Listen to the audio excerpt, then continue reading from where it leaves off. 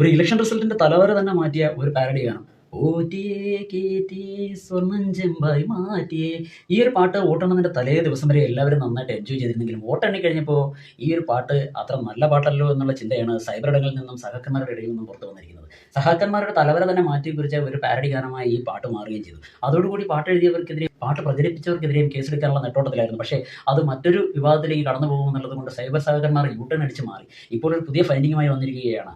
പോറ്റിയെ യഥാർത്ഥത്തിൽ ശബരിമലയിൽ കയറ്റിയത് കോൺഗ്രസ് ആണെന്നും സോണിയാഗാന്ധിയുമായിട്ടൊക്കെ ഉണ്ണികൃഷ്ണൻ പോറ്റിക്ക് ബന്ധമുണ്ടെന്നുള്ള കണ്ടുപിടുത്തങ്ങളുമായിട്ടൊക്കെയാണ് ഇടതുപക്ഷത്തിന്റെ നേതാക്കന്മാർ ഇപ്പോൾ വാർത്താ ചാനലുകളിൽ നിറയുന്നത്. പക്ഷേ അപ്പോഴേക്കും തങ്ങളുടെ ഗോൾ പോസ്റ്റിലേക്ക് UDF-ഉം BJP-യും ആവശ്യമുള്ള ഗോളുകൾ അടിച്ചു കയറ്റി കഴിഞ്ഞ് ഇഞ്ചുറി ടൈമും കഴിഞ്ഞ് ഫൈനൽ വിസിലും മുഴങ്ങിയതിന് ശേഷമാണ് ഇവരിപ്പോൾ ഇതുമായിട്ട് വന്നിരിക്കുന്നത് എന്നുള്ളതും ഒരു വലിയ തിരിച്ചടി തന്നെയാണ്. സത്യത്തിൽ ഇപ്പോൾ കേരളത്തിലെ ആൾക്കാർ കൺഫ്യൂഷനിലാക്കിയിരിക്കുന്നത് പോറ്റിയെ കയറ്റിയെ, ഈ പോറ്റിയെ യഥാർത്ഥത്തിൽ ആരാണ് അതിനകത്ത് കയറ്റിയെന്നുള്ളൊരു തർക്കത്തിൽ സൈബർ സഹാക്കളും പൊതുജനങ്ങളുമായിട്ടുള്ള ഒരു മത്സരമാണ് ഇപ്പോൾ നടന്നുകൊണ്ടിരിക്കുന്നത്.